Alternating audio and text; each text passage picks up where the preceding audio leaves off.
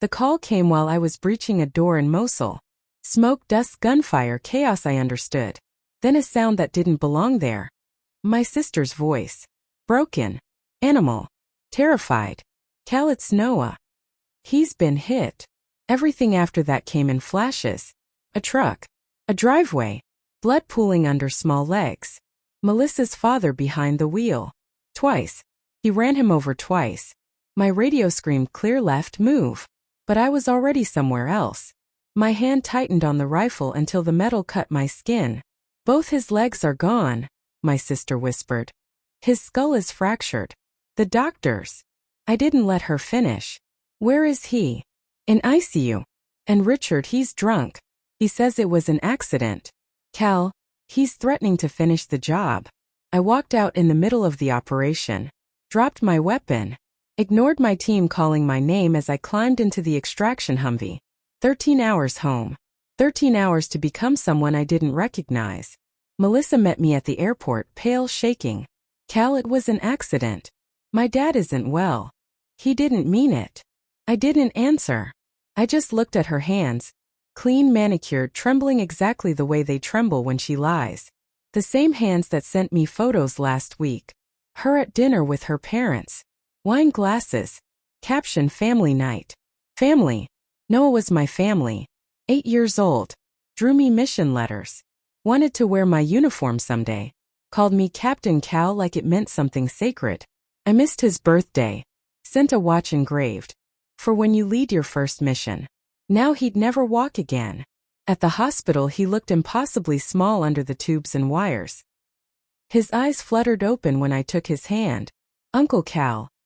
Don't let him hurt Mommy again. Mommy, not Melissa. My sister. Something inside me cracked. The police report was useless. Richard claimed mechanical failure. Blood alcohol 0.21. Investigation. Pending. But the details didn't match. Brand new brakes installed 2 days before. Skid marks ending before impact. Insurance policy tripled 1 month earlier. Beneficiary. Melissa. Bank transfers from Richard to Melissa labeled consulting fees. 3 large payments. Regular. Hidden. I didn't confront her. Not yet. At night I watched her sleep. A face that once looked at me like I was her hero. Now it looked like a mask learning how to cry on command. I gathered everything. Quietly. Files. Photos. Statements. The kind of investigation that stays silent until it's finished. Then an envelope arrived. No return address. Hospital surveillance footage. Richard in the waiting room the night of the crash. Melissa beside him. His shirt soaked with blood. Her hand resting gently on his knee. He whispered something. She smiled. Then kissed his cheek slowly. Familiar. Intimate. I rewound it 3 times before the truth hit me. Her father wasn't just a drunk. He was her secret. And Noah, my nephew, was never supposed to survive the first accident. I confronted her one quiet evening while she cooked pasta. The smell of garlic filled the kitchen. I placed the envelope on the table and sat down. She opened it. Her face collapsed instantly, tears coming on like a reflex. It's not what it looks like, Cal, please. I said nothing. You made him do it, I finally whispered. You told him Noah wasn't his grandson. Told him my sister cheated. You wanted the boy gone because he reminded you of me. Her lips trembled. Cal. You helped him hide the truck. Waited for the call. But you didn't expect Noah to survive. She broke down, sobbing into her hands. I slid my phone across the table. Press play. A live hospital feed appeared. Richard Haynes strapped to a bed. Breathing tubes. Eyes wide with panic.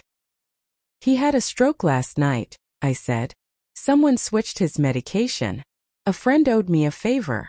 Her mouth fell open. Cal, you didn't. He's alive, I said. He just can't speak. Can't move. Can't drink. But he can see. I let that sink in. He'll spend the rest of his life staring at the ceiling, remembering every second of what he did. Melissa stumbled back in horror. What are you going to do to me? Nothing, I said. You'll do it to yourself. I handed her a folder. Inside.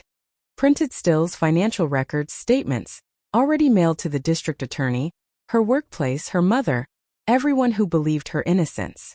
She sank to the floor. The mask finally gone. I walked out. Noah's room smelled of antiseptic and crayons. He was coloring, gripping the pencil between two new prosthetic hands. "Uncle Cal, look," he said. "I'm walking in my dreams now." I sat beside him. "Good," I whispered. "Don't stop." He didn't ask about Melissa. Or Richard. Kids understand truth before adults do. When I left the hospital, the cold air hit my face. No victory. No satisfaction. Only silence. People think revenge ends pain. Doesn't. It just redistributes it, moves it from your heart to theirs. And sometimes that's enough. Mercy isn't forgiveness. It's deciding who deserves to keep breathing after the truth comes out.